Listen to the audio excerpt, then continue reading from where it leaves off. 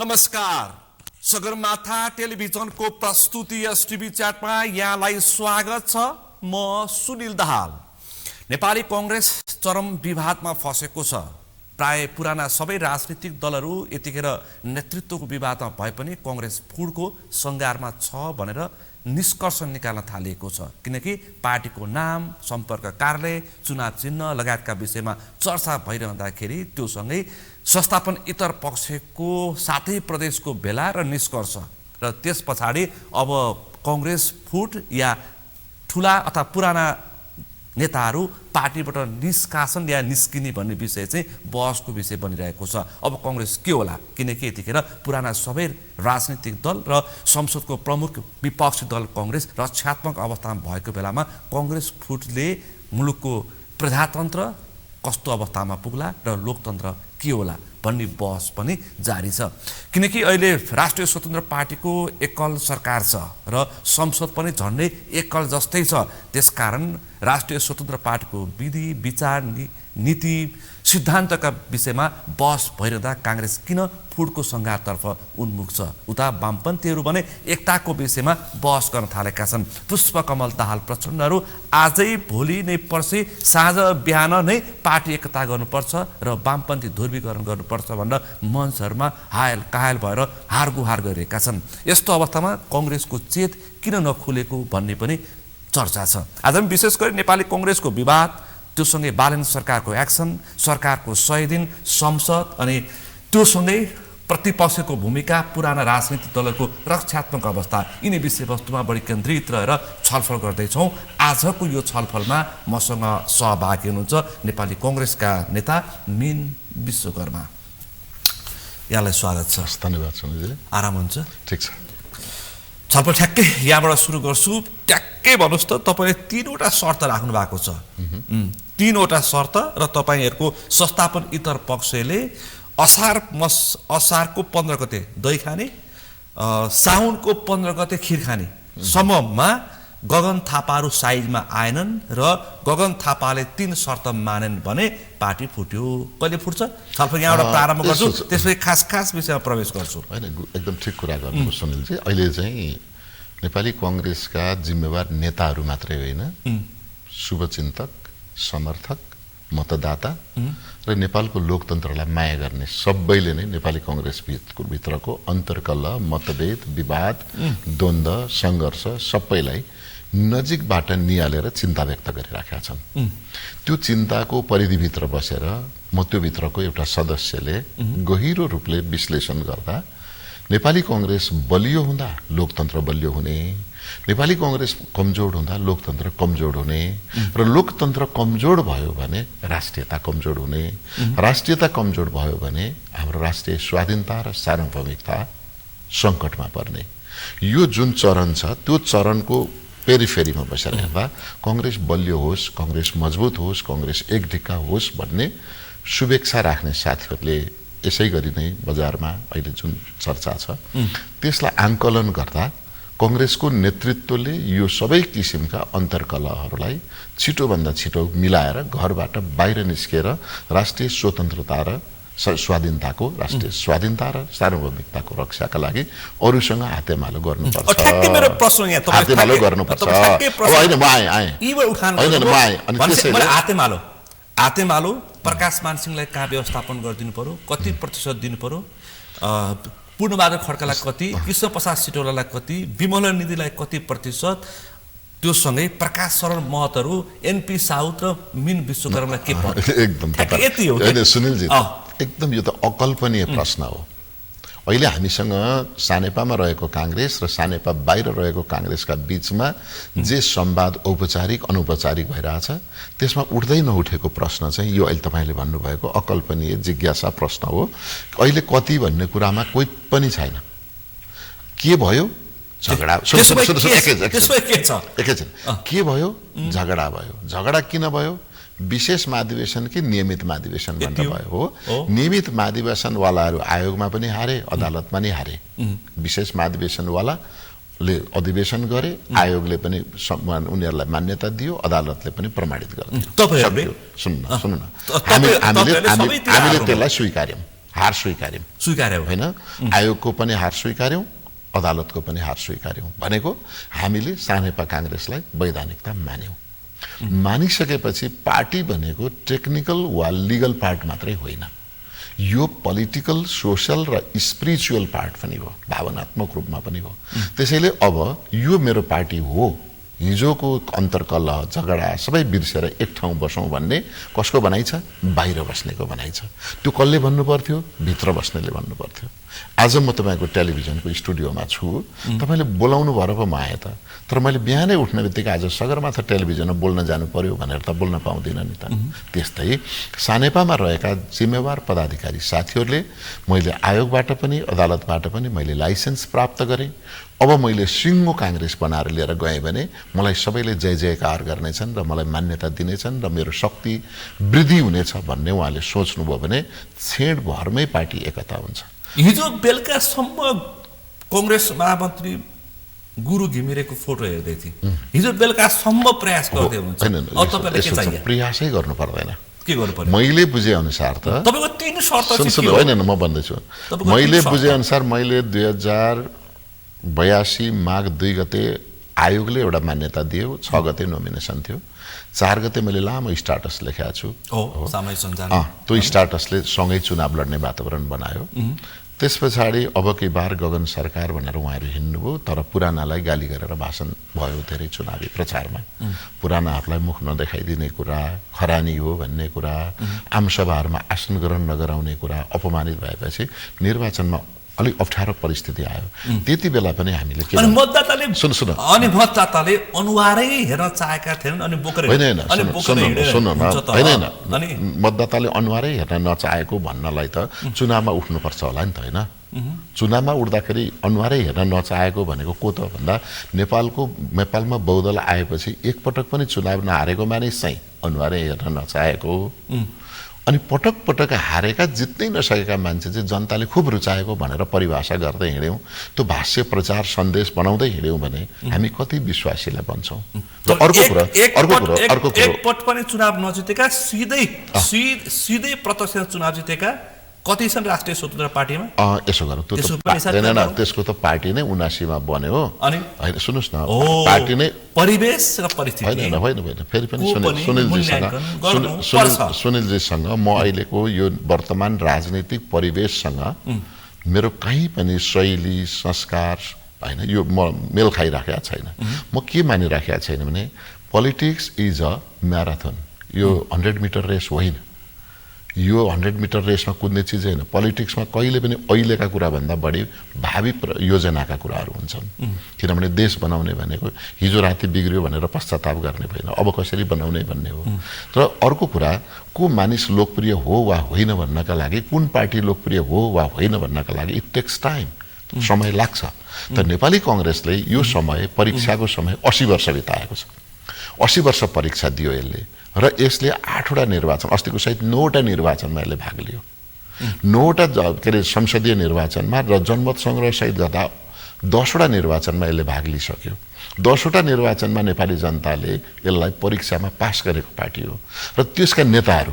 BP कोइरालाको कुरा गर्नुस् विष्णुजी गणेशमान सिंह सुवर्ण शमशेर पछिल्ला दिनमा आएर गिरिजाबाबु हैन त्यसपछि सुशील कोइराला शेरबहादुर देउबा यी मानिसहरू नेपाली जनताले नरुचाएका मानिस हुन् र होइन तर हामीले यस्तो भाष्य खडा गर्दियौं आफैले राजनीति परिवेश र परिस्थिति बदलिएको तपाईलाई अनुभव छैन होइन बदलिएको अनुभव होइन म चाहिँ त्यो मान्यता राख्ने मान्छे हो सुन म त्यो मान्यता राख्ने मान्छे हो तपाईले मैले बोल्दा बोल्दै तपाईले मेरा शरीरका लाखौं सेल परिवर्तन भइसके मैले अघि सुनिलजी भनेर तेस्रो पटक भन्ने सुनिलजीको आवाज पनि फरक हुन्छ पृथ्वी यति द्रुत गतिमा गतिशील छ भने त्यो गतिशीलको मापन चाहिँ के हो त हैन विज्ञानले ल्याब टेस्ट गर्ला पोलिटिक्सले फिल्ड टेस्ट गर्छ फिल्ड टेस्ट गर्छ जनमतको सर्वे यस त जनमतको सर्वे गर्दा यति बेला हामीले के भनेका थियौं भन्दा 89 सिट बोकेको कांग्रेसलाई गलत भन्यौं 89 सिट ल्याउने नेतालाई गलत भन्यौं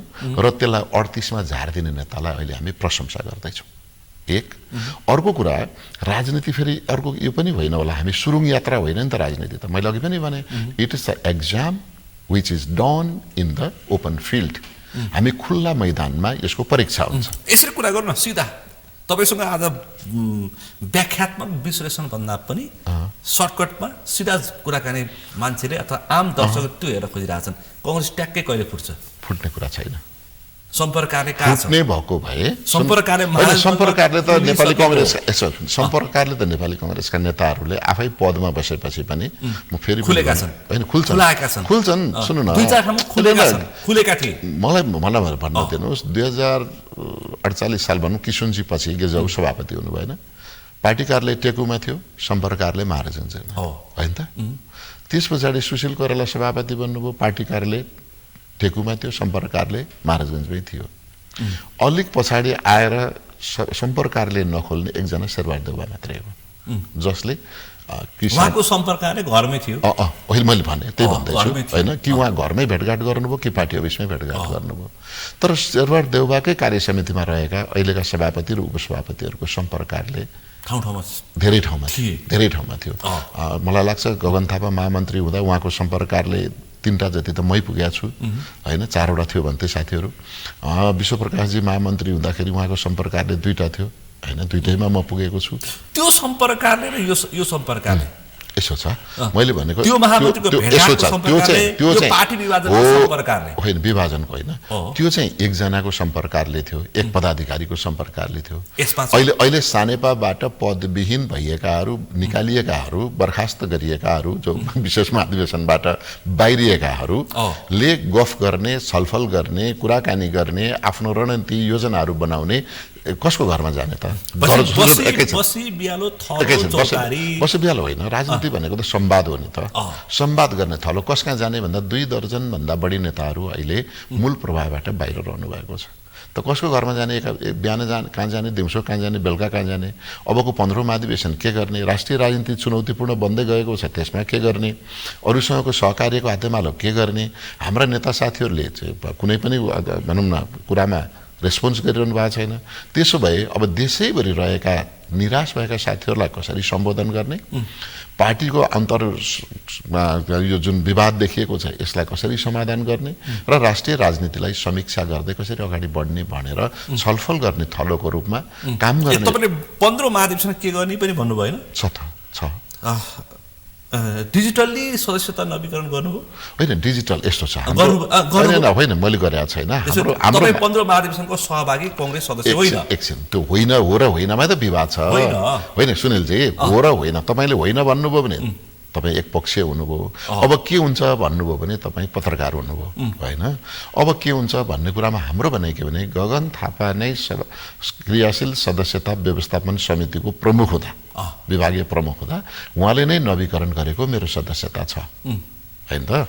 र त्यो सदस्यता करिब त्यो बेला 6.5 लाखले गर्नुभएको थियो र अब नयाँलाई पनि दिनुपर्छ भनेर नयाँ सदस्यता फारम बजारमा जाँदा सिरियल नम्बर नभएको फारम पनि गयो भनेर विवाद उत्पन्न भयो र त्यो विवाद उत्पन्न भएपछि फेरि अर्को फारम पनि पठाएर करिब 10 लाख सदस्यता पुर्याउने लक्ष्यका साथ हामी 15औं महाधिवेशन गर्दै थियौं। तर विशेष महाधिवेशनको एक पक्षले विशेष महाधिवेशन गर्यो, अरु पक्षले हुन्न भन्यो। केन्द्रीय कार्य समितिका करिब 77% साथीहरू विशेष महाधिवेशनबाट अलग रहनुभयो। परिणाम स्वरूप के भयो भने विशेष महाधिवेशन पक्षधर र नियमित महाधिवेशन पक्षधरका बीचमा विवाद भयो भने विशेष महाधिवेशन पक्षधरबाट आएका साथीहरूले होइन अब थप अध्यावधिका नाममा अब नवीकरण अर्को गर्नुपर्छ भन्नुभयो, जसको त्यो प्रक्रियामा नभएका साथीहरूले मान्नु भएन। नमानिसकेपछि अब के गर्ने भन्दा पार्टी मिलाउनु पर्छ, पार्टी मिलाउँदा यी कुरा आफै मिल्छन् भन्ने हाम्रो मान्यता हो। आफै मिल्छन् त्यो गर्ने सभाले प्रष्ट भन्नुभयो, नवीकरण नगर्नेहरू कांग्रेसको सदस्य होइनन् भन्ने। ठीक छ त, पार्टीमा सदस्य हुन् भन्दा पार्टीलाई फाइदा हुन्छ कि होइनन् भन्दा फाइदा हुन्छ, त्यो पार्टीको जिम्मेवार। सदस्यता नवीकरण गर्दा के फरक पर्छ? बुझे एमालेको केपी ओलीको पार्टीको गर्ने होइन, तपाईलाई छिनछिनमा किन बीपीको पार्टीको गर्ने? एकैछिन मेरो कुरा यति मान्दिनुस् न, तपाईसँग 10वटा सदस्यता नवीकरण गरेर गर्दाखेरि नि विश्वकर्मा घरबारी जान्छ होइन। मेरो कुरा त्यति मात्र होइन। कुरा के हो भने पार्टी भित्र विवाद नभएको व्यवस्थामा हामी गरि नै राख्यौं त। डिजिटल कम्प्युटर इन्ट्री त हामी गरि नै राख्यौं त गरिरहेको थियौँ। म केन्द्रीय सदस्य प्रचार विभाग प्रमुख हुँदा, गगन थापा विश्व प्रकाशजी महामन्त्री हुँदा, होइन प्रकाश शरण महजी प्रवक्ता हुँदा, त्यही टिमबाट अहिले प्राविधिक टिमबाट नै हामी कम्प्युटर इन्ट्री गरिराखेका थियौँ। तर मलाई भनिसक्दैन। तर त्यो गरिराखेको कम्प्युटर इन्ट्रीलाई भनेको जसरी सानो उदाहरण भयो भने बुझाउन सजिलो हुन्छ। अहिले तपाईँसँग लाल पूर्जा छ हो, मालपोत कार्यालयले कम्प्युटर इन्ट्री भन्यो, त कम्प्युटर इन्ट्री तपाईँले गर्नलाई ढिलो गर्नुभयो भने तपाईँको जग्गा खोसिन्छ। ल सुनिल दाहालजी, तपाईँले कम्प्युटर इन्ट्री चाहिँ माघ मसान्तसम्म नगर्नु भएको हुनाले तपाईँको लाल पूर्जा सो त रद्द भएको छ भन्छ? भन्दैन। बरु उसले के चाहिँ भन्छ, होइन बरु उसले गर्छ के, सुन्नु उसले गर्छ के भने तपाईँको लाल पूर्जा त त्यहाँ डड्डामा छ, उसले सो त इन्ट्री गरिदिन्छ। एक, यदि यो कम्प्युटर इन्ट्री मात्रै हो भने, यसको प्राविधिक इन्ट्री मात्रै हो भने, तर बायस नै भएर सुनिल दाहालजीलाई जग्गा विहीन बनाएर जग्गा खोज्नु नै पर्यो भने उसले के भन्छ भने माघ यति गतेभित्र अथवा फागुन यति गतेभित्र, वैशाख असार यति गतेभित्र यसले चाहिँ डिजिटल इन्ट्री गरेन भने त्यसको जग्गा सो त रद्द हुनेछ भनिदियो भने त के हो, पूर्वाग्रह होइन? त्यसैले त्यसैले पूर्वाग्रह 7 लाखले चाहिँ गर्नुहुने मान्नु न यसलाई यतापट्टि म कहाँ जान्न भने तपाईँले कहाँनिर सुरु गर्नु भएको छ भने आजको अन्तर्वार्ता पार्टी झगडा हुन्छ कि मिल्छ भन्नुभएको छ। मैले मिल्छ भन्ने बिन्दुबाट सुरु गरेको हुनाले यो नमिल्ने कुरा मलाई आज नखोतल्नुहोस् भन्ने। मैले कहाँनिर मिल्दैन भन्दा तपाईँको कार्यशैली मिल्दैन भने फेरि हो, सुन्नु न, कार्यशैली मैले तिनवटा भनिहालेँ त। हामीले के भनेका छौँ, विशेष महाधिवेशनबाट आएकोलाई आयोग र अदालतले मान्यता दियो। 14औं महाधिवेशनबाट आएका ठुलो संख्यामा नेताहरू साथीहरू बाहिर रहनु भएको छ। त्यसैले दुईटालाई मिलाएर नयाँ केन्द्रीय समिति बनाऊ, पूर्णता दिउँ हो। त्यसमा विवाद छ किनभने गइ नै रहनु भएको छ, उहाँले बोलाइ नै रहनु भएको छ, लगि नै रहनु भएको छ भने पार्टी मिलाएर मैले बनाएँ भन्दा के बिग्रियो? सबै गइसके, सबै छैन। यसो मान्नु न, किशोर सिंह राठौरले समेत हिजो के भने होइन तपाईले लुम्बिनी प्रदेशको सभामा अन्तिम सभा होइन, एकैछिन मान्दिनु न त। सुन्नु न, मैले भन्छु सबै नेपाली चाहिँ भारत गयो भने पनि नेपाल त रहन्छ होला नि, रहन्छ हो। हाम्रो भनाइ के हो भने को मानिस गए होइन, पार्टी विभाजन हुँदा कसका बीचमा विमति थियो त्यसमा सहमति गरौँ भने अब भावनात्मक रूपले। एक, दोस्रो कुरा, क्रियाशील सदस्यता अद्यावधि भनेर किन बखेडा झिक्ने? 2082 पुस 10 गते भित्र स्वयं अहिलेका सभापति नै त्यति बेला सदस्यताको प्रमुख हुँदा जे नवीकरण गराउनु भएको छ त्यसैलाई निरन्तरता दिँदा कसको के बिग्रियो त? हो, कम्प्युटर इन्ट्री पनि गर्दै गर्नुहोस् त, प्राविधिक शाखाले गरिरहन्छ, त्यसमा झगडा गर्नुपर्ने विषय छैन। तेस्रो कुरा, उहाँले पार्टी सभापतिले यति गरिदियो र बाबा भन्दाखेरि होइन पार्टी सभापति हिजोका सभापतिहरूले यो अहिले पार्टी सभापति मान्छु पनि बन्ने, पार्टी सभापति स्वीकार्छु पनि बन्ने, अनि पार्टी सभापति किन चाहिँ त्यो आयो होला त? पार्टी सभापति दिएको काम चाहिँ नगर्ने। तपाईले त्यहाँ बुझ्नुहुन्न, तपाईले कांग्रेस भित्र पसेर मात्रै बुझ्नुहुन्छ। मैले अहिले धेरै कुरा म भन्दिनँ होइन, सुन्नुहोस् न, कुनै पनि कुरा म फेरि पनि अर्को कुरा गर्छु। कांग्रेसमा एकैछिन मान्नु न, इगो र पदको समस्या हुन्छ कांग्रेसमा। एकछिन अहिले मान्नु त, अहिलेको सरकारले के गर्यो सम्पत्ति छानबिनमा? सम्पत्ति शुद्धिकरण विभाग पनि छ होइन, अख्तियार दुरुपयोग अनुसन्धान आयोग पनि छैन, आन्तरिक राजस्व अनुसन्धान विभाग पनि छैन, यस्ता थुप्रै छन् नि। तपाईहरु मन्त्री भएका सबैलाई सम्पत्ति विभागले राख्यो भनेको छ। एकैछिन सुन्नु न, मन्त्री भएकालाई हैन, शाखा अधिकृतलाई छ। तर वैधानिक निकायबाट नगरेर हो, कार्यकारी निकायबाट गर्दा बालवालालाई नगर्नु रे, पुरानालाई गर्नु रे भनेको के भने? एकैछिन के भनेको भन्दा एकैछिन हामीलाई नगरेको नगर्नु, हामीभन्दा पहिलेका हामीभन्दा फरकलाई गर्नु भने अब त्यस्तै हिजो 15औं महाधिवेशनकै लागि भनेर नवीकरणको काम सकिसकेको सदस्यलाई फेरि आएर डिजिटल इन्ट्री, कम्प्युटर इन्ट्री, प्राविधिक अध्यावधिक भनेर झगडा भएका बेला नयाँ प्रक्रिया सुरु गर्नु भनेको के गरेको? यति हो। अब मेरो यसमा धेरै मैले सवाल जवाफ गरिन। 7 लाखले गरे, 700ले कहिले गर्ने? म त्यतापट्टि जाँदिनँ। अहिले कतिले गरे भन्ने कुराको या सबै भेद नखोलौँ होइन, कसरी भयो पनि भेद नखोलौँ होइन। सुन्नु न, गर्दा राम्रो हो। मलाई सोध्नेलाई होइन न, मलाई सोध्नेलाई पनि मैले नगर भनेको छैन। तपाईँलाई किन फ्रेङ्कली भनौँ, होइन न, नगर्नुहोस् भनेकै छैन। विशेष महाधिवेशनमा जाउँ कि नजाउँ भन्नुभयो, आफू खुसी गर्नुहोस् तपाईँलाई के लाग्छ त्यो गर्नुहोस् होइन, यो लोकतन्त्र हो। अहिले अद्यावधि गरौँ कि नगरौँ, आफू खुसी गर्नुहोस् भनेको छ। पार्टीको नाम के राख्नु तपाईँहरूको? पार्टी बन्ने कुरै छैन अहिले। अर्को पार्टी बनाउने कुरा छैन। अहिले 15औं महाधिवेशनको लक्ष्य राखेर राष्ट्रिय काङ्ग्रेस बनाउने चुनाव चिन्ह शङ्ख होइन। अहिले तपाईँलाई फेरि पनि एकदमै इमान्दारिता साथ के भन्दैछु भने अहिले सम्पर्क कार्यालय खुलेको चाहिँ 14औं महाधिवेशनबाट निर्वाचित भएर बनेको कार्य समितिका साथीहरू जो भूमिका विहीन हुनुहुन्छ, जो सम्पर्कमा आउनलाई संवादलाई असहज अवस्था भयो, उहाँहरूले सम्पर्क संवाद र सहकार्यका लागि सम्पर्क कार्यालय खोल्या हो, नयाँ पार्टी बनाउनका लागि होइन। अब फेरि त्यही प्रश्न, पार्टी सदस्यता अत्यावधि गर्नु भएको छैन, तपाईँ कङ्ग्रेसको सदस्य होइन। त्यो भोलिको दिनले देखाउला, अहिले त्यतापट्टि नजाउँ। भोलिको दिनले देखाउला, किनभने पोलिटिक्स भनेको यो चाहिँ एउटा घटनाक्रमले। पछि लागेर हिँड्ने पूर्व सांसद कान्छाराम तामाङ चाहिँ साउन 15 गते भित्र कङ्ग्रेसको नयाँ कङ्ग्रेस जन्मिन्छ हुनसक्छ। उहाँहरूको हामी त छलफल त दिने बिहानदेखि बेलुकासम्म सँगै छैनौँ होइन। भन्नलाई यसो छ, साथीहरूलाई मनमा लागेका कुरा भन्नलाई भने बापत कुनै कारबाही हुँदैन होइन। उहाँलाई कारबाही भइसक्यो होइन होइन, हामीले चाहिँ त्यो भने बापत त उहाँलाई कारबाही गर्ने कुरा केही रहेन होइन। यो धम्क्याएको हो कि मनका कुरा पनि हुनसक्छ होइन। पार्टी खोल्न त कसलाई बाँकी छ र त?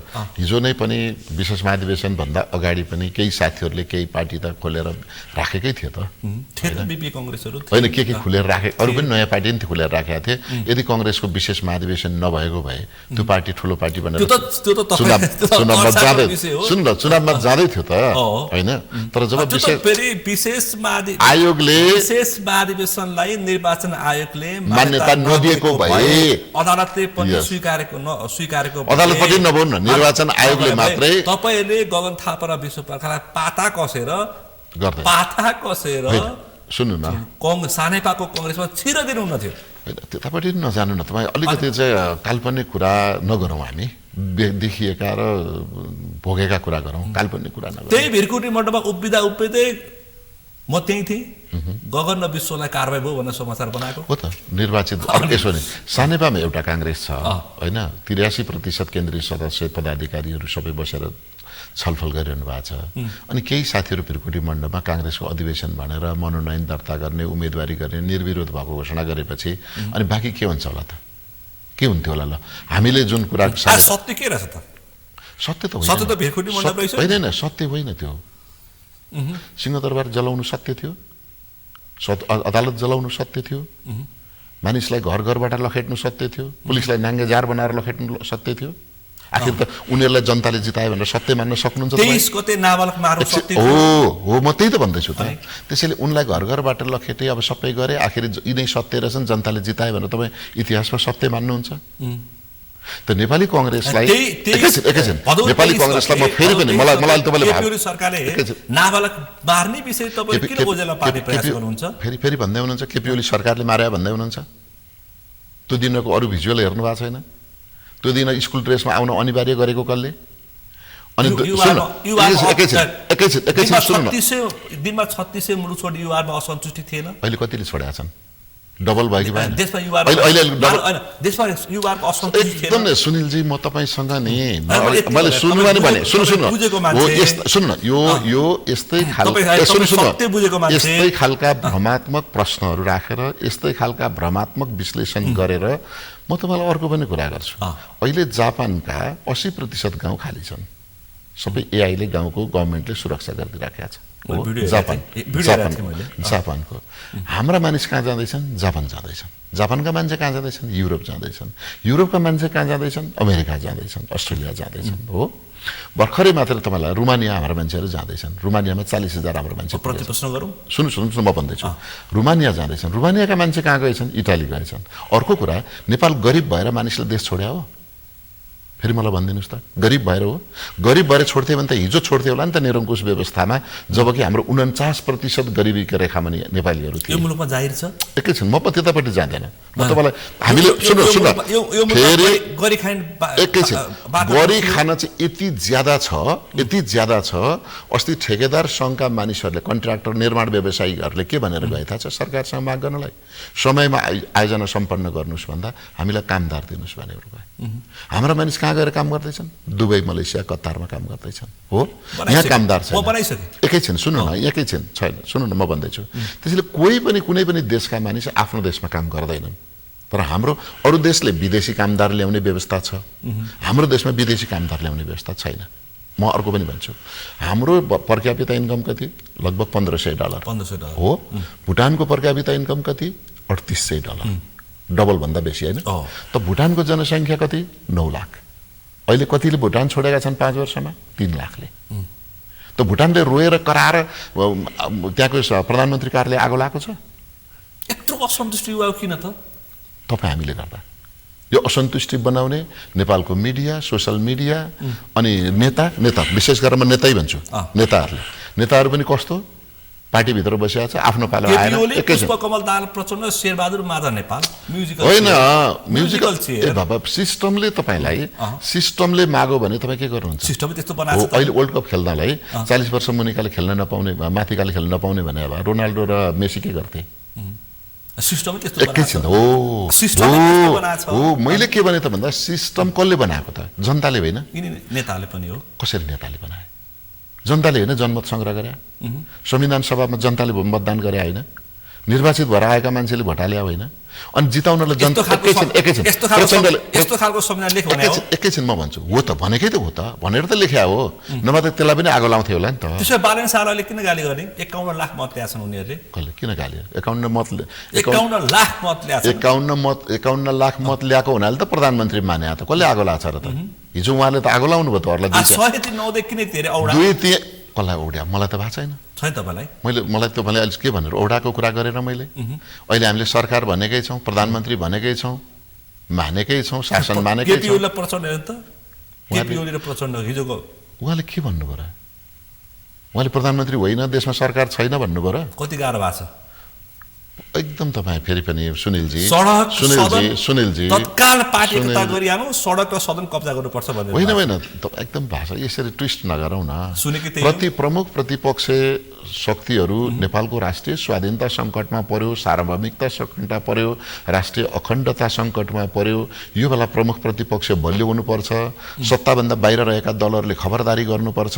यसका लागि हामी एकाकार भएर काम गरौँ, सहकार्य गरौँ, हातेमालो गरौँ भन्नु गल्ती हो र?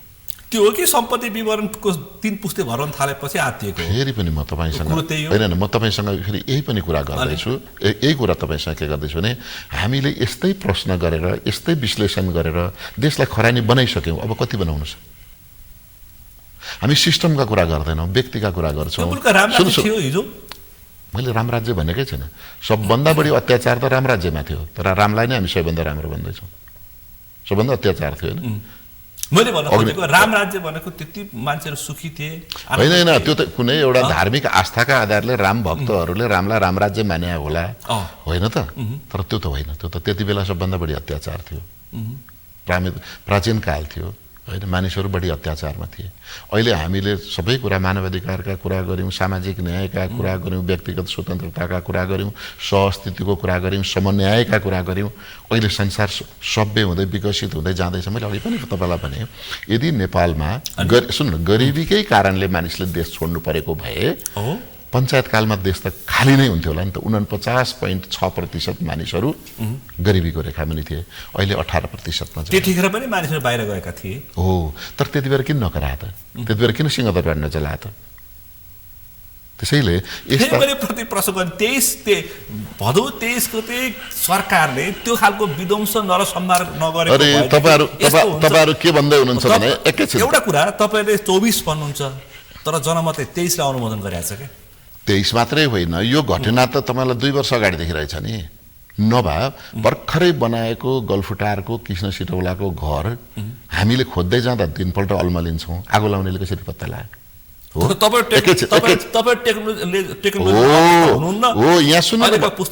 म भन्दैछु पहिलेको पुस्ता होइन, अहिलेको पुस्तालाई सुनिल दाहालको घर पत्ता लाउनु भन्नु त 3 दिन लाउँछ। पहिलेको जस्तो छैन लोकेसन पालन, जीपीएस बिना गर्न सक्दैन होइन।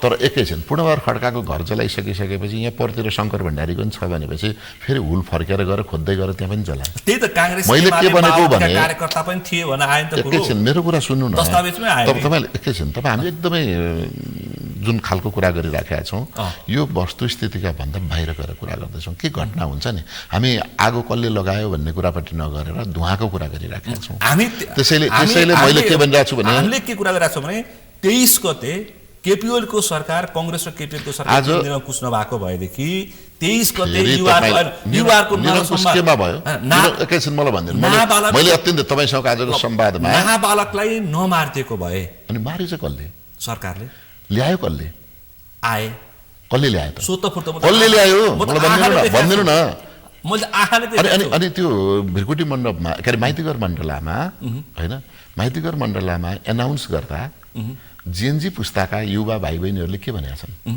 एउटा के भाषित थियो भने त्यो संसद भवन भनेको भ्रष्टाचारको थलो भन्ने परिरहेको थियो कि संसदले भ्रष्टाचार गर्छ त्यो परिरहेको थियो सुन्नु न कस्तो फेरि यही त तपाईँ पार्यौँ कसले त अनि कुनै पनि देशमा संसद भवनले भ्रष्टाचार गर्छ एकपटक संविधान सभा याद गर्छ एकपटक संविधान सभा गर भन्दाखेरि दुई पटक गर्ने फेरि मैले कति पटक सरकार म तपाईसँग आजको संवाद आज किन यस्तो यति बचकना संवाद भयो म छक्क परिरहेको छु सुनिलजीसँग कहाँ हामी गइरहेको छौँ यो त तपाईँको र मेरो यो संवाद त चिया गफमा पनि नसुहाउने संवाद हो मैले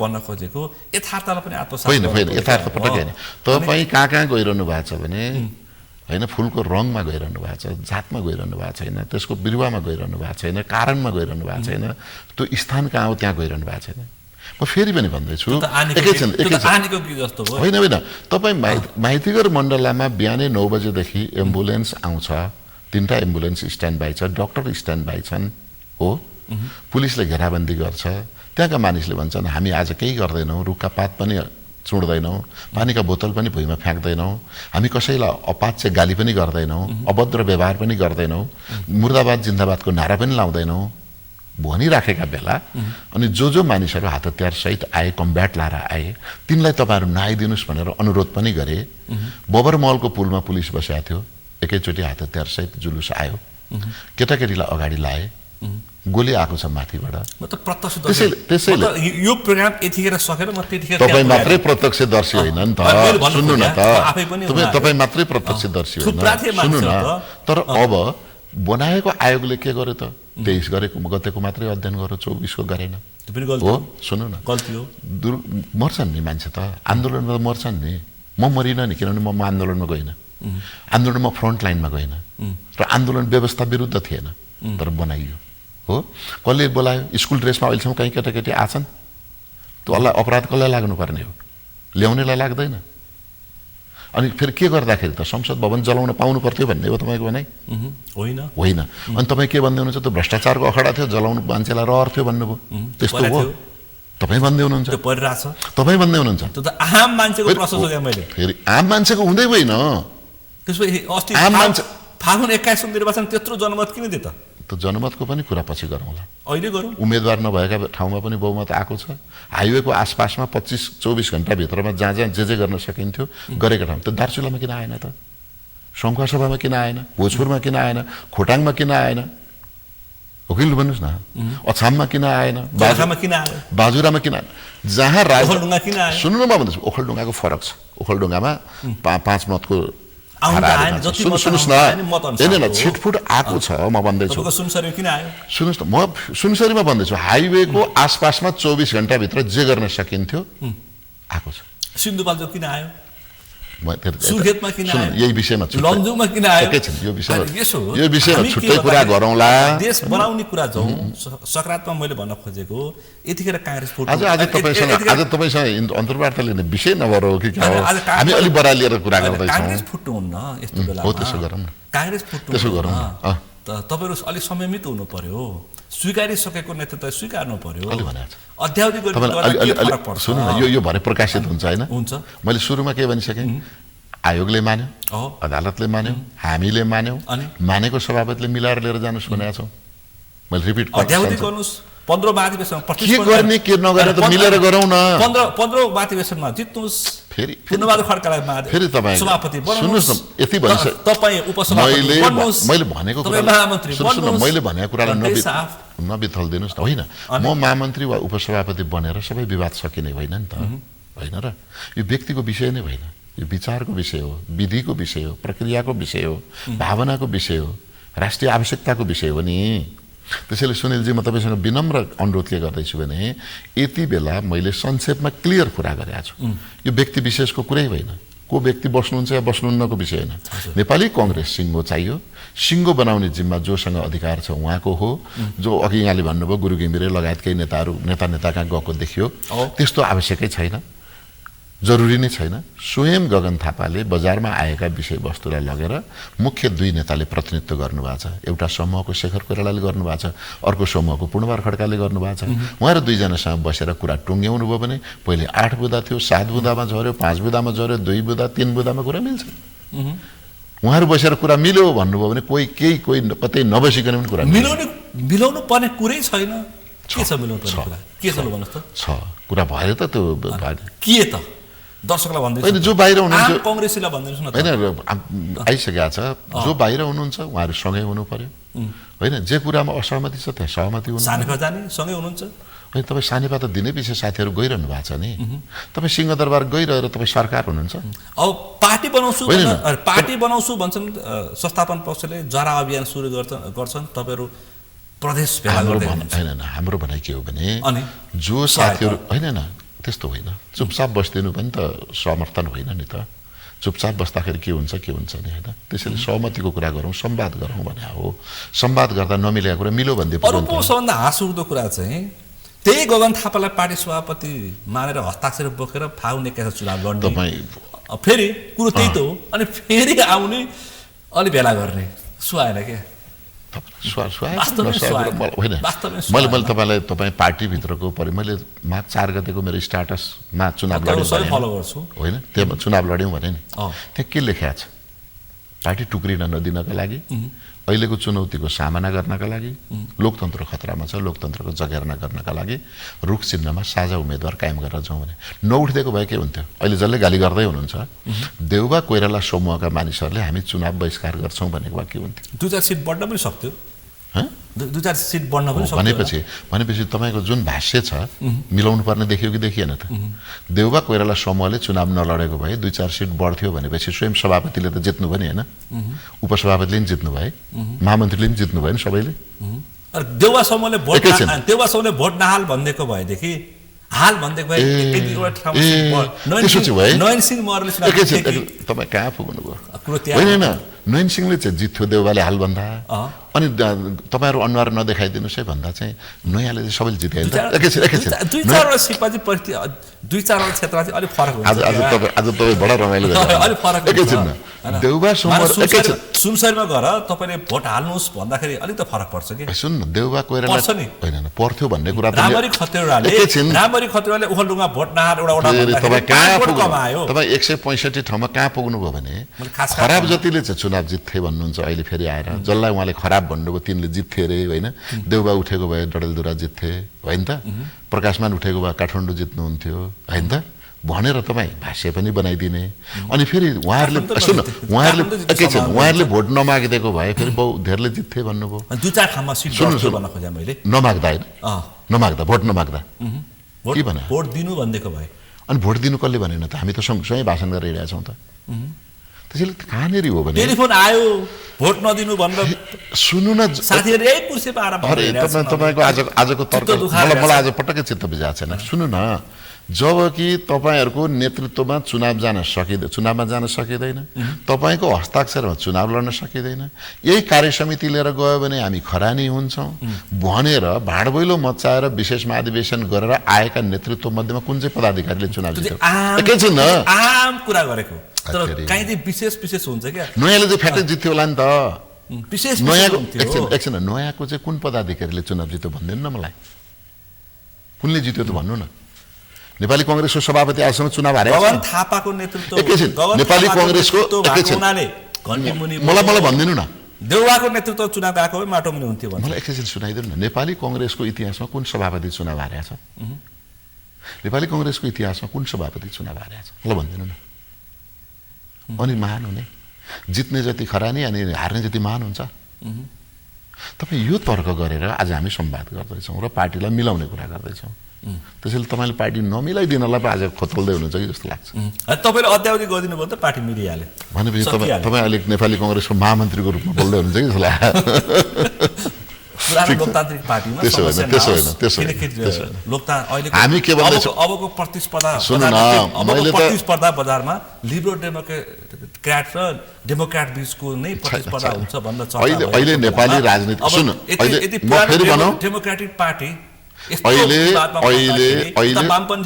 न अहिले नेपालको राजनीतिमा कहीँ पनि आइडियोलोजिकल पोलिटिक्स छैन। इन्डिभिजुअल पपुलारिटी बेस्ड पोलिटिक्स चलिरहेछ।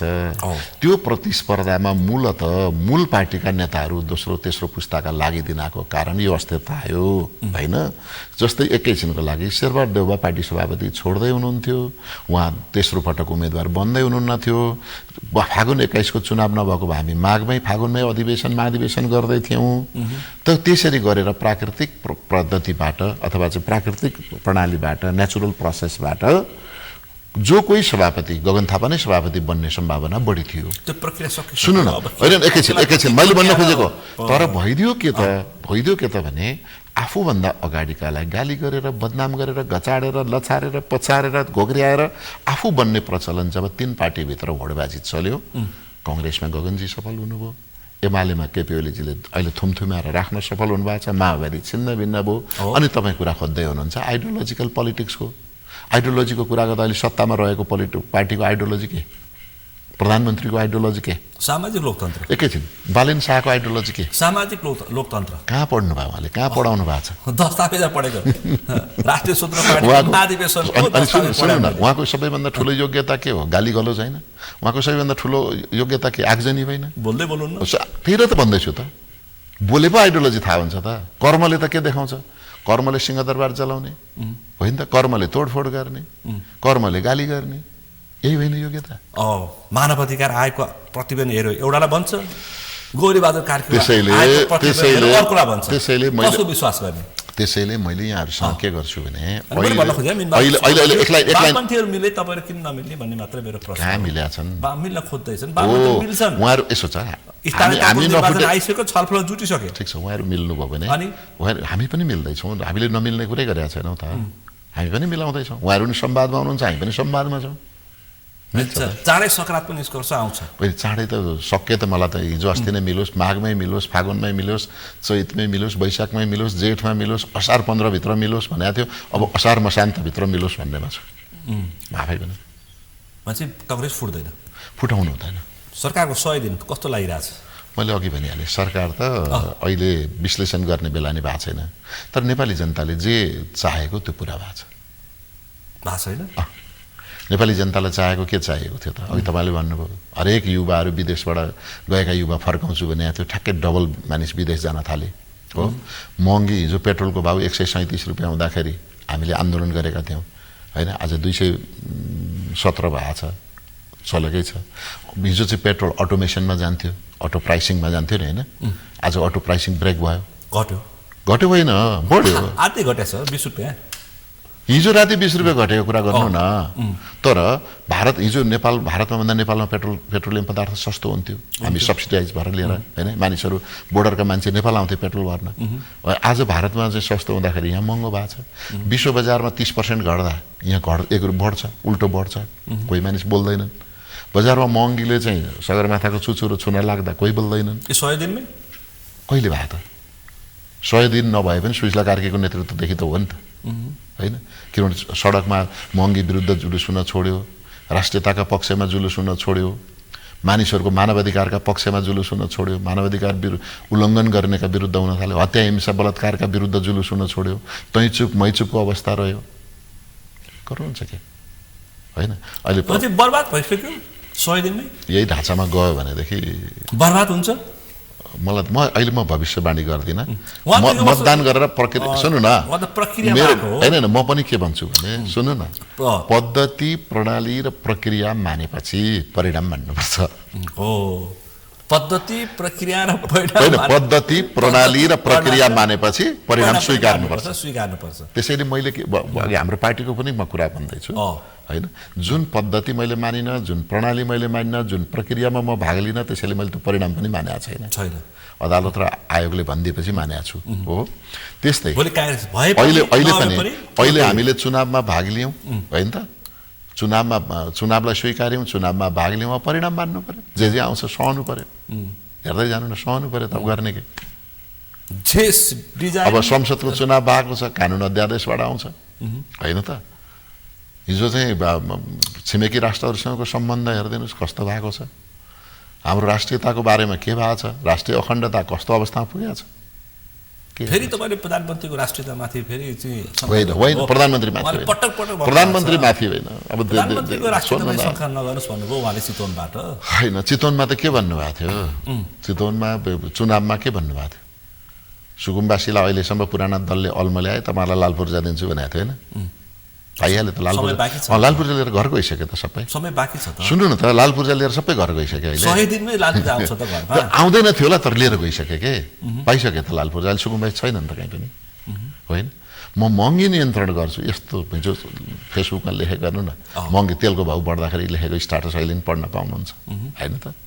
अब अहिले तेलको भाउ डबल हुँदाखेरि के भयो, कम्तीमा 6 महिना धैर्य गरिदिनुहोस् न, त्यस भन्छ कि मैले के अधैर्य के गरेको छ र, कम्तीमा 6 महिना धैर्य गरौँ होइन, 6 महिना होइन, यो निरङ्कुशता हेर्दै जानु होला, यो निरङ्कुशता यो तानाशाहीपन हेर्दै जानु होला। अब अहिले यो भविष्यवाणी गर्ने विषय होइन, जब यस्ता कर्महरू थुप्रिँदै जान्छन्, मैले विरोध नगरे पनि अरूले नगरे पनि कसैले गर्छ, सब चुपचाप छ, हुन्छ कहिलेकाहीँ एक थरी मान्छे त कहिलेकाहीँ ठुलो तुफान आउनु अगाडिको पनि त्यस्तो यति छिटो त्यस्तो शान्त अस्ति भदौमा आइसक्यो भने त्यत्रो होइन। तपाईँलाई यस्तो छ नि, तपाईँले 20 वर्ष 25 वर्षमा गरेका कामहरूको मूल्याङ्कन 20 महिनामा वा 20 दिनमा गर्नु र 20 दिनमा गरेकै काम चाहिँ अब जस्तै भनौँ राष्ट्रियताकै कुरामा गर्नुहोस्, महँगीको कुरामा गर्नुहोस्, व्यथितिका कुरा गर्नुहोस्, निरङ्कुशताका कुरा गर्नुहोस्, अहिले सुशासनको कुरा जस्तै भनौँ न, संसदीय अहिले हामी पार्लियामेन्ट्री सिस्टममा छौँ होइन, संसदीय व्यवस्थामा छौँ नि त। संसदीय व्यवस्थामा त सरकारको प्रति जवाफदेही जनताप्रति, जनताका प्रतिनिधि कहाँ छन्, संसदमा छन्, त सरकार संसदप्रति जवाफदेही हुन्छ होइन। हिजो मानिसहरू अख्तियारसँग डराउँथे, अब अख्तियार प्रधानमन्त्रीको पिएसँग डराउँछ। के भएको यो, के भएको हिजो सुन्नु, म पनि मन्त्रालयमा बस्या हो, मन्त्री भएर काम गरे। हिजो हामीले मन्त्रालयमा के पठाउँथ्यौँ, म जुन मन्त्रालयको मन्त्री थिएँ, हामी त्यहाँ छलफल हुँदाखेरि आफै गएर बस्थ्यौँ र कदाचित आफ्नो विभागीय मन्त्रालय नभएको दिन पनि त्यो मन्त्रालयको कुरा उठ्यो भने तुरुन्तै संसद सचिवालयले मन्त्रालयमा मन्त्रालयमा विवरण पठाउँथ्यो होइन। विवरण पठाएपछि फलानु मन्त्रीको मन्त्रालयको बारेमा प्रश्न उठ्यो अरे भनेपछि हामी समय मागिहाल्थ्यौँ, सभामुखसँग जवाफ दिने समय माग्थ्यौँ, स्पष्ट पार्ने समय माग्थ्यौँ। आज संसदको सभामुखले सरकारलाई रुलिङ गर्न सकेको छ, कसरी संसदीय व्यवस्था बता, तपाईँ के भन्न खोज्दै हुनुहुन्छ? अहिले त फेरि अख्तियार कुरा उठाउँदै हुन्थ्यो होइन, कुनै समय मन्त्रीले लोकमान सिंह कार्की हुँदाखेरि रातो घरमा सोधेर आएपछि मात्रै काम गर्छु भन्ने परिस्थिति पनि थियो। त्यस्तो यसो आज रातो घरलाई सरकारले सोधिरहेछ, रातो घर होइन, रातो घरकै त्यही बेला पनि थुप्रै मानिसहरूलाई मुद्दा चल्या छ त, अनि मुद्दा चल्या छ होइन।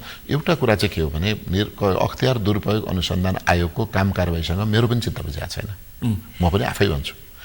अख्तियारले गर्ने काम नगरिदिएका कारणले, मानवाधिकार आयोगले गरिदिनु पर्ने काम नगरेको हुनाले, सुन्नुहोस् न, महालेखा परीक्षण कार्यालयले गरिदिनु पर्ने काम नगरेका कारणले हाम्रो व्यवस्थामाथि हजारौं प्रश्नहरू उठ्यो हो।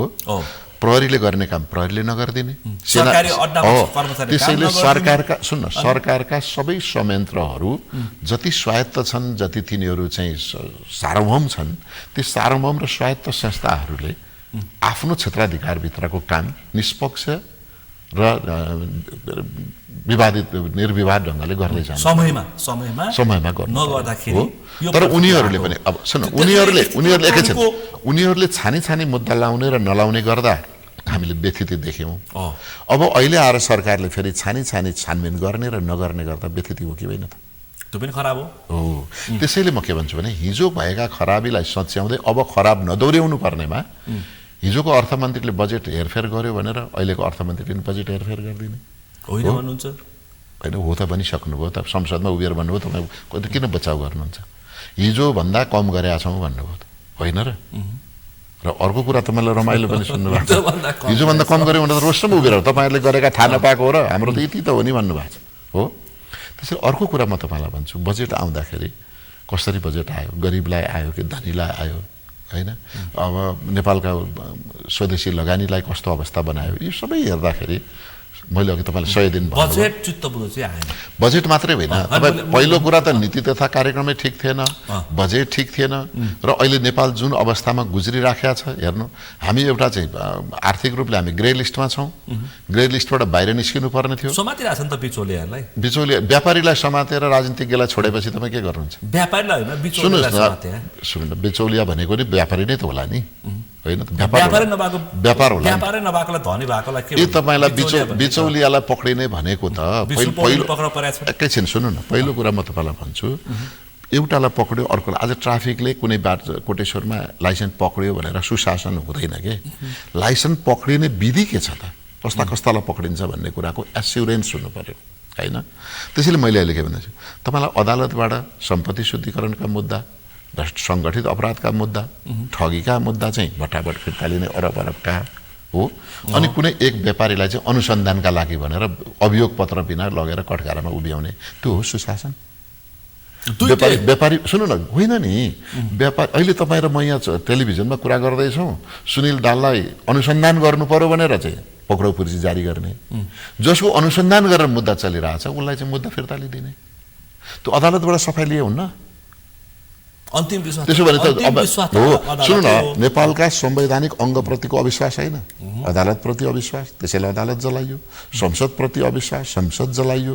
अख्तियारप्रति अविश्वास अख्तियारलाई ल्याएर रातभरि 9 घण्टा राखेर थर्काइयो होइन प्रहरीप्रति अविश्वास यसपालि 5 वर्ष सँगै राख्छु भनेको छ यसपालि हेर्नु न यसपालि प्रहरीप्रति अविश्वास प्रहरीको बजेट घटाइयो सेनाप्रति बडा आघात विश्वास बजेट बढाइयो हो शिक्षामा अविश्वास कर लगाइयो स्वास्थ्यमा अविश्वास कर लगाइयो सुन्नु न बत्तीमा एकैछिन किसानहरू साना किसानहरूप्रति अविश्वास उनलाई कर लगाइयो ठुला किसानप्रति आघात माया 2 करोड भन्दा बढी लगानी गर्नेलाई सब्सिडाइज रकमको व्यवस्था गरियो त्यो त विरोध गरेका छौँ हामीले पनि गलत त गलत भनिरहेको छौँ नि त्यसैले म यी थुप्रै कुरा छन् सुनिलजी है तपाईहरु पहिलो कुरा त म कहाँ भन्दैछु भने तपाईँ मिडिया भनेको गभर्मेन्ट र पिपुल बीचको ब्रिजको काम गर्नेहरू चाहिँ हामी गरिरहेछौँ त तपाईँ एकदमै पूर्वाग्रही हुनु भएन यो देशमा हामीले मिडिया स्वतन्त्रतामा बोल्ने काङ्ग्रेस नै हो मिडिया स्वतन्त्रता सबभन्दा बढी एकैछिन हामीले विरोध गर्यौँ नि शिक्षा करमा विरोधले के भयो स्वास्थ्य करमा विरोध गर्यौँ गरेछौँ सुन्नु न समय आउँछ 50 युनिट सुन्नु न समय आउँछ नि लाखौं युनिट बिजुली खपत गर्नेहरूलाई अनुदान छ होइन 50 युनिट बिचरा त्यो गरिबले सुन्नु न 51 अर्ब तिर्नेलाई हाई सन्चो छ अनि हिजो काङ्ग्रेस एमाले उठाएन भनेर करोडी साथीहरुले बोल्दै त्यसैले अहिले हेर्नुस् न सुकुम्बासीको बस्ती उठाइदिने 50 युनिटलाई कर लगाइदिने दूध किसानलाई कर लगाइदिने सागसब्जीमा कर लगाइदिने हेर्नु फेरि भ्याट अरे के भ्याटको परिभाषा म त अर्थशास्त्रको विद्यार्थी होइन सुनिलजी हो कि मलाई थाहा छैन भ्याट भनेको भ्यालु एडेड ट्याक्स हैन तपाईले यो कप किनेर ल्याउनु एकैछिन यो कप तपाईले 200 मा किनेर ल्याउनु भयो 300 मा बेच्नु भयो भने 100 मा एडेड भयो नि त भयो त्यो 100 मा भ्याट लाग्नु पर्ने हो तर दुधले उले बारीमा मकै फलाएर ल्याएर चाहिँ मकै बजारमा बेच्यो त्यो किसानलाई भ्याट तर मकैको चाहिँ दाना बनाएर बेच्ने किसानलाई फेरि अब लाइसेन्स नवीकरण गर्दाखेरि अब 3 गुणा वृद्धि भयो 2500 बाट 5000 सुन्नुस् न 1500 बाट 5000 पुग्यो कहाँ पुग्यो नि अनि अर्को कुरा तपाईलाई सुशासन भनेको जरिवाना हो होइन संसारमा कहीँ पनि जरिवानालाई गुड गभर्नेन्स मान्दैन सवारी लाइसेन्समा 1500 बाट 5000 पुग्यो गर्छ के गर्नुहुन्छ त्यसैले अघि तपाईले भन्नुभयो अघि सुरुमा चाहिँ तपाई आफै भन्दै हुनुहुन्छ अलि खप्नुस् न पर्खिनुस् न भन्दै हुनुहुन्थ्यो हैन अहिले तपाई आफै भन्न थाल्नुभयो त्यसैले पहिले त मान्छेले लाइसेन्स नवीकरण गर्न नसक्ने अवस्था पुग्यो अब सरकार के गर्न थाल्यो भने उत्पादनमा विश्वास भएन उद्योग धन्दा अहिले उद्योग खोल्छु भनेर भन्दै थिए हैन उद्योग खोलेर देखाउन सकेनन् अनि नागरिकहरूको दैनिक उपभोग्य र दैनिक जीवनमा जे बढी खपत हुन्छ त्यहाँ कर लगाउनु अब अति गरे भने उही भदौ 23 र 24 गते ओली देवा प्रचण्डको हालत हुन्छ यिनीहरुको पनि कुरो त्यही हो नि त अति गर्नु भएन नि अहिले बोल्ने अब हेर्दै जाउँ। भर्खर 1 महिना जनताले रहर गरेको, जनताले रहर गरे हो।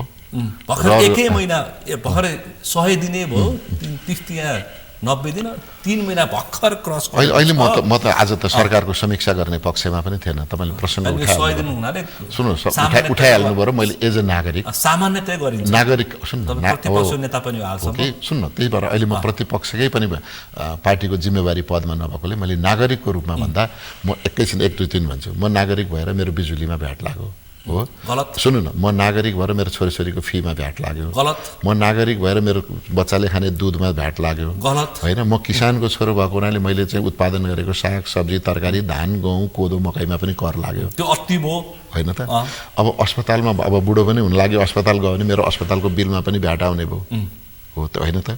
अनि अर्को कुरा के रह्यो भने अब पेट्रोलियम पदार्थ विश्व बजारमा घट्दा यानी घट्नु पर्यो, बढ्यो, यहाँ बढ्यो।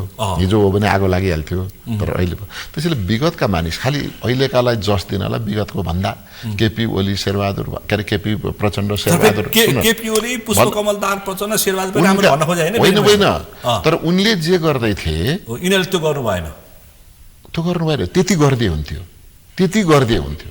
किनभने भारतमा पेट्रोलको दाम घट्दाखेरि नेपालमा घट्थ्यो, दुधमा कर लाग्दैन थियो, फीमा कर लाग्दैन थियो, बिजुलीमा कर लाग्दैन थियो, होइन त। देश बनाउन भनेका छन्, कति बनाउँछन् त्यसको हिसाब देश त बनाइसके त। हिजो सुन्नु न, हिजो बालुवाटारमा होइन 9 जना चाहिँ स्वकीय सचिवहरू राख्दाखेरि पत्र पत्रिकामा यत्रो अक्षरमा लेखिन्थ्यो होइन, त आज 57 जना राख्दा के भन्दैन? त्यो विज्ञ टोलीले हिजो प्रधानमन्त्रीको पिएले सचिवलाई टेलिफोन गर्दाखेरि के भनिन्थ्यो? प्रधानमन्त्रीको निजी सचिवबाट चाहिँ दबाब आयो भन्ने बाहिर टाउकोमा लेखिन्थ्यो। आज अख्तियारका टिमैलाई बोलाएर चाहिँ स्वकीय सचिवले थर्काउँदाखेरि तपाईँहरू कोही बोल्दैन, सचिवलाई लहर हालिन्छ, कोही बोल्दैन। अब अर्को कुरा हेर्नुहोस्, अब अहिले चाहिँ विदेशीसँगको सम्बन्ध पासपोर्टको विषय हेर्नुहोस्, महानिर्देशकलाई लगेर धरोटीमा गऱ्यो, अदालतले छोडिराखेको छ। अब भ्रष्टाचारको मन्त्रीले प्रधानमन्त्रीको सचिवालयसँग सम्झौता गर्नु पर्यो रे, त्यसैले यसो गरौँ होइन, संस्कृतमा राम्रै छ, इदम भ्रष्टम उदम भ्रष्टम होइन, जताततै व्यथिति विसङ्गति। अब ताईबाट उफ्रेर भुङ्ग्रोमा परेको छ नेपाली जनता होइन। अब हामीले होइन भन्यो भने अहिले पत्याउने बेला कोही छैन, अझ मैले भन्यो भने त झन् पत्याउँदैन, मेरै पार्टीकाले पनि पत्याउँदैनन् होइन, मैले भन्दा त। त्यसैले अहिले म एज अ नागरिक नेपाली जनताले भोगेको पीडा मैले पनि भोगिराखेको छु, त्यो तपाईँलाई पनि सेयर गरेँ। तर देश बनोस्, देश त बन्ने छाड देखिएन, तर बनोस् होइन। बन्न त हामीलाई आशीर्वाद दिँदाखेरि बाबा आमाले जे भने आउँथ्यो, तपाईँ हाम्रै पालामे मुलुक बनोस्, बनिरहेछ। तपाईँले नभने त भने, तपाईँले नभनिदिएर भने त देश बनिएको छैन। हिजो तपाईँ यहाँबाट भक्तपुर जाँदा 3 घन्टा लाग्थ्यो, अहिले हामी 15 मिनटमा पुग्छौँ होइन। हिजो धुलीखेल जाँदाखेरि ठ्याक्कै धुलीखेल जानु छ भने चाहिँ 1 दिन बास बस्ने गरी जानु पर्थ्यो होइन। त्यो गरे भन्दा पनि अर्को काम चाहिँ अति गरेको के गरे, अति चाहिँ के गरे? भ्रष्टाचार। अनि भ्रष्टाचार गर्नेलाई कारवाही गर्ने कानुन कसले बनाएको? कसले बनाएको? राजाले हो, बालेनले हो? त्यो एकैछिन कानुन संस्थाले कारवाही नगर्दाखेरि हो, समस्या त्यहाँ बस्ने मान्छेलाई कारवाही गरौँ न त। जसले लगाएको उसलाई कारवाही गर्छ। एकैछिन यसो गर्नु, तपाईँ हामी ठिकै अर्को कुरा गरिराखेका छौँ। यो टेलिभिजनले तपाईँलाई प्रस्तुतामा नियुक्ति गर्यो भने त काम थियो, तपाईँले उटपट्याङ कुरा सोधेर टेलिभिजनको बदनाम गर्नुभयो, कारवाही कसलाई गर्ने? हो यो मालिकलाई, कारवाही तपाईँलाई गर्नु पर्यो नि होइन। पार्टीको तर्फबाट म प्रतिनिधि भएर बोल्न आएँ, मैले जे पाएँ त्यही बोलेर पार्टीको इज्जत आमद सबै सिद्ध्याइदिएँ। पार्टीले मलाई कारवाही गर्ने कि तपाईँलाई गर्ने त? मलाई गर्ने होला नि हो। त्यसैले राज्यका लोकतान्त्रिक राज्यमा राज्यका अङ्ग हुन्छन्, त्यो अङ्गले जिम्मेवारीपूर्वक काम गरेन भने संसदमा महाभियोग प्रस्ताव लैजाउँ न, किन नलगाए त? फेरि कुरो अर्कै हुन्छ महाभियोग प्रस्ताव। त्यसैले मैले तपाईँलाई के भन्दैछु भने, जसले सुन्नु न, जुन औँलामा घाउ लाग्छ, जो आए पनि काने चिरिया जस्तो फेरि यो तपाईँको चाहिँ के भइदियो भने ठ्याक्कै कोही मानिसलाई गल्ती देखाउनलाई हिम्मत नभएपछि अनि बास्केटलाई गाली गर्ने के, त्यो गर्नु हुँदैन। समय सक्यो, समय र सम्वादलाई विशेष रूपमा आभार व्यक्त गर्न चाहन्छु। धन्यवाद सुनिलजी। आज हामी विशेष गरी कांग्रेसको किचलो र समस्याको समाधान के र कहिलेसम्म समाधान र त्योसँगै सरकारको 100 दिन, बालन सरकारको एक्सन लगायतका अहिलेका चर्चित घटनाक्रममै बढी केन्द्रित रहेर छलफल गऱ्यौँ। आजको यो छलफलमा मसँग सहभागी हुन्थ्यो नेपाली कांग्रेसका नेता मीन विश्वकर्मा। आजको विषय प्रसङ्ग यति नै, भोलि अर्को विषय प्रसङ्गका साथ एसटिभी च्याटलाउने बाचा गर्दै म सुनिल दाहाल पनि बिदा चाहन्छु। सगरमाथा टेलिभिजन हेर्दै गर्नुहोला। नमस्कार।